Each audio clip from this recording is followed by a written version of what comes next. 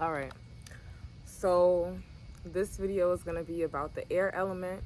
I'm talking about sidereal astrology.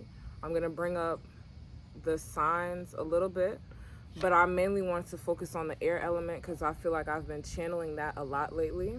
I am in Aquarius sun, Gemini rising, and a Virgo moon in sidereal astrology.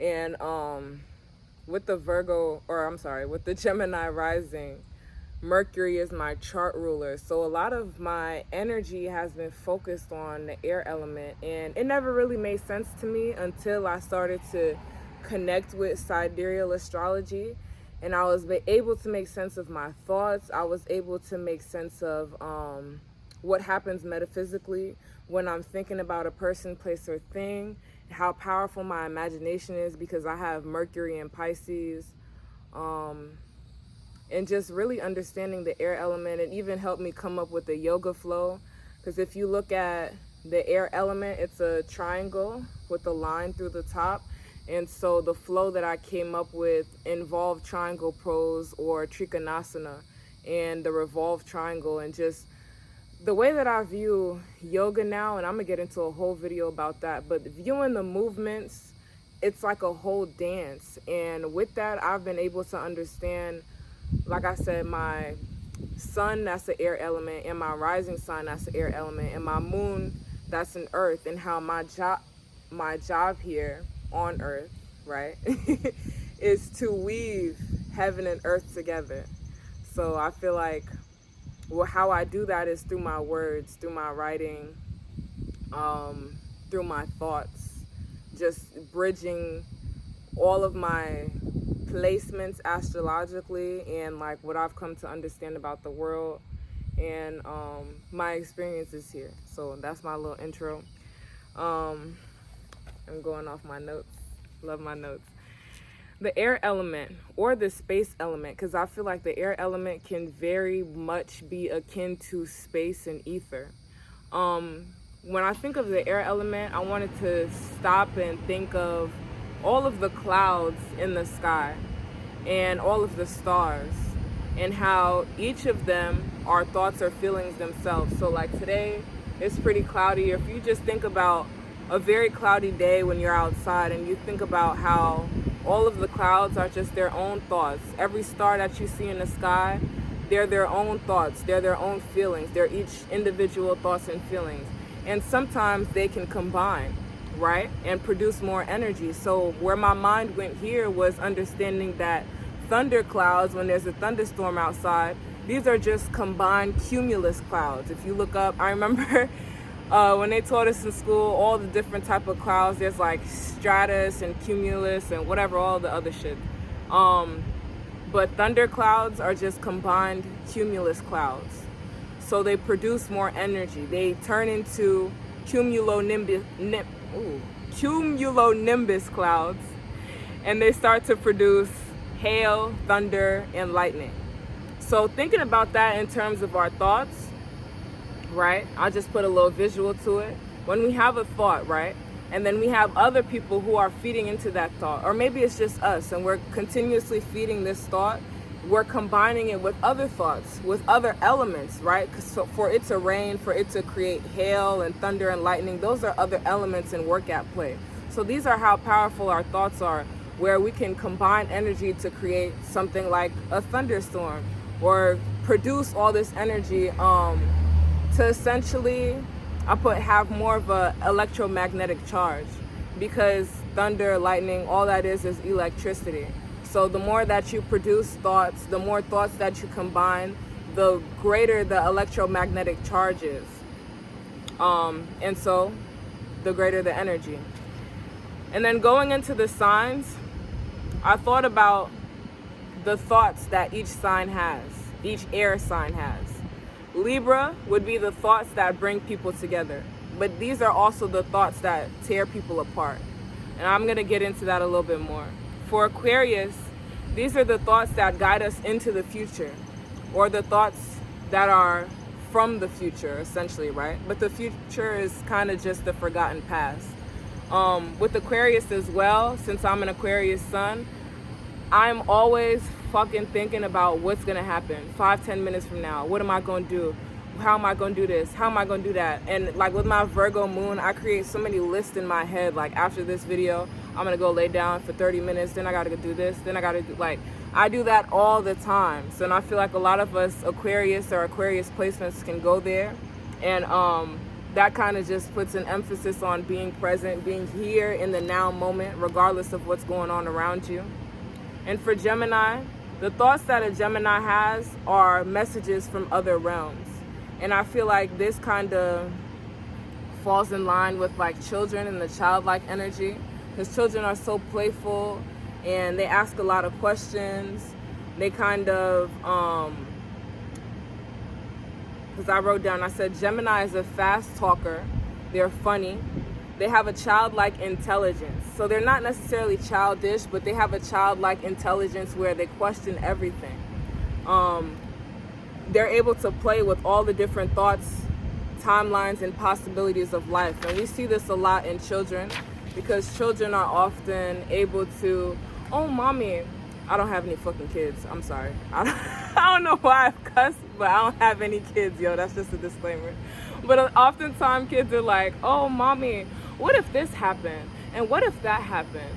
Oh, and if this means this, what does that happen? And I feel like Geminis, we go through our whole life kind of thinking that way. Although what people would say is like, that's childish, or that's how children should think, or how children think, and we should get rid of that in our adult lives. But I feel like it's important to carry with us.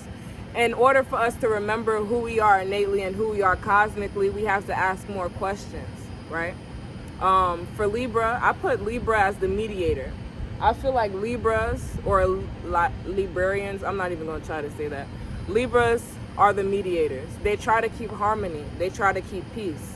They try to send out harmonious thoughts between all people. Although Libras oftentimes deal with a lot of indecision as well. And they have a tendency to go against themselves because of this. Because they're so focused on keeping the peace and keeping harmony between everyone else, they will compromise themselves and what they believe and what they feel for themselves in order to kind of keep the peace amongst other people. So I wrote, they try so hard to harmonize everyone around them that they often forget to harmonize themselves. And continuing on. Oh shit, let me go back. What I wrote for Aquarius, you see, I kind of didn't want to read it because I'm an Aquarius sun and I was talking about myself. So the Aquarius is a fixed air element. So their thinking is more rigid. And Aquarius, the traditional ruler, is Saturn. So this kind of emphasizes that rigid thinking. Aquarians, we see the world from many different perspectives because of all of our experiences. Because of our experiences throughout our lives, we see the world from a lot of different perspectives.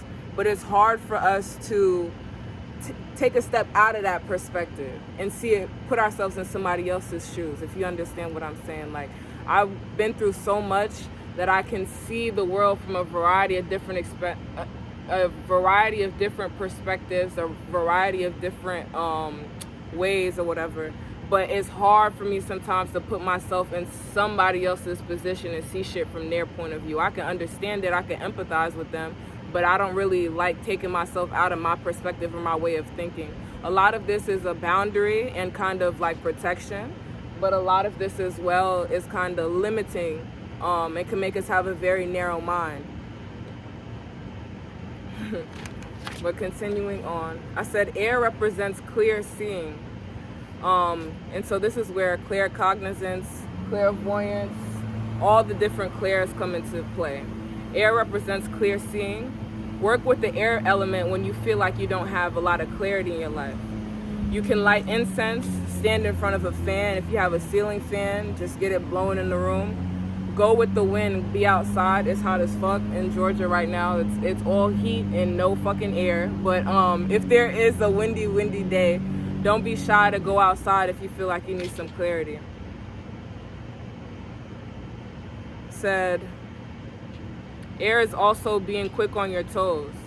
Whenever I'm deep in thought, I take my heels off the ground. So whenever I'm doing a reading and I'm like very quick in thought, I'm literally like, my feet will be on my toes instead of my whole foot on the ground. If that makes sense.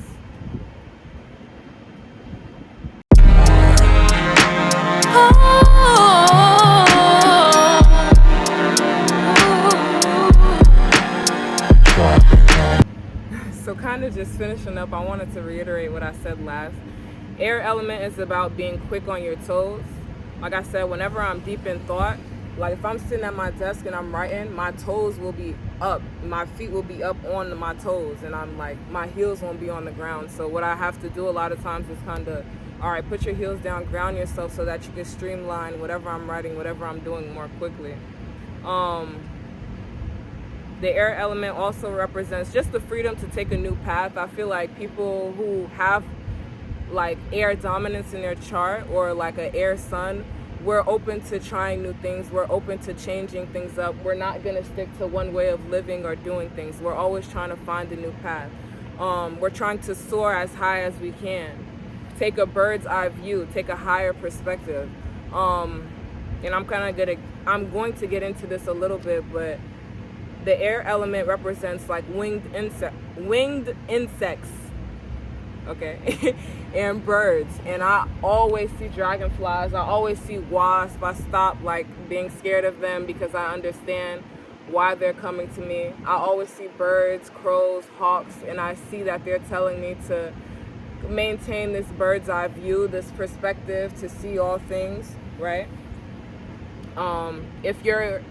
If you have an air element dominant chart or Mercury dominant chart, it's very, very important for you to work with sigil magic, to work with word magic, creating your own sigils, using your hands to write your affirmations, write your affirmations. It fucking works. I did the shit last night and that shit happened. Yeah, I wrote some affirmations down and I got booked for a reading within a few hours from that, and I'm just gonna keep fucking doing it because I see how much it works. But it's not just writing affirmations, right? There's also some inner work that has to be done in order for our affirmations to manifest rather quickly like that. It says to spell a word, that is to say a word, is to cast a spell. We spell words, right? So we're casting spells as we spell words. So if you look at letters and words themselves, all of those are different sigils and different symbols. If you were to look at a sentence in another language that you don't understand, you would see a whole bunch of symbols and sigils. You wouldn't see words, but they're all like the same thing. Like, look at English like that. Just because you speak English and you write English doesn't mean that these words aren't spells or that they aren't symbols that you can program with your own magic. So words hold magic, so do thoughts. Speak affirmations in the mirror, even write your affirmations and your sigils in the mirror. Me and my partner were doing that, and I still have them up on my mirror where I wrote just whatever shit I want my mind to be focused on. I see that every day. I see that every time I want to go use the bathroom for whatever reason. I wrote sigils in the mirror, and I switch it up sometimes. I've had the same one for about a month now or so. But write sigils in the mirror, write affirmations, harmonize your energy through speech and writing, through talking out loud, record voice messages for yourself, sing even if you can't sing. At one point, we all could sing. We just came down here and forgot, if we're being real. We're all musically inclined beings. We're all musical beings. Our bodies have their own vibration frequency, their own harmony to them. So get in tune with that. You can chant. You can and just do whatever you want. Make noises, just like kids do. That's where I feel like the Gemini and the air element comes to play. Kids just be walking around, la, la, la, la, la, la. But what they're doing is like activating their nervous system, cleansing their nervous system if something just happened that they didn't like. They're tapping into other realms. There's so much going on a super physical level, and we think, oh, they're just making a whole bunch of noise, but it's more than that. And again, some things associated with the air element: winged insects, smoke, incense, clarity and acuity, birds, feathers, clouds, wind instruments. So that's something I like just Googled last night, was some wind instruments, somebody playing the flute or somebody playing, there's a bunch of different wind instruments. I'm not going to try and name them, but you can Google that instead of, like, if you listen to frequency music like me and you're air element dominant, you can have that playing in the background. You can smudge. I always use Palo Santo, sage. You can also burn a cinnamon stick. The colors associated with the air element are white and blue, also the sky. So the chakras associated with the air element, the throat chakra, the third eye chakra, and the crown chakra. And the planets associated with the air element are Mercury, Uranus, and Venus. So look to where these planets are in your chart. Also, I thought was a good tip, writing in the color blue in order to stimulate the throat chakra and the third eye chakra. That shit just came to me. Like, once you have enough clarity, and the air element is all about clarity, like I said, so that includes claircognizance, clairvoyance, clairsentience, even clear smelling, clear tasting, clairgustience, and clairalience, I think is what it's called. So once you have clarity, like I went to the store, I'm like, oh, I need pens. Let me get the blue one instead of the black one. Then I go home and I'm writing, and my guides, my higher self, whatever, is like, yo, you got this blue pen because it's stimulating your throat chakra and your third eye chakra so that you can charge these energy centers more as you write and manifest more quickly as you write. So pay attention to the signs, the symbols, they're everywhere. Don't be scared of wasps, even though they're kind of scary, but they're just showing you a message, especially if you're air element dominant. All right. I hope this video brought you to a place of harmony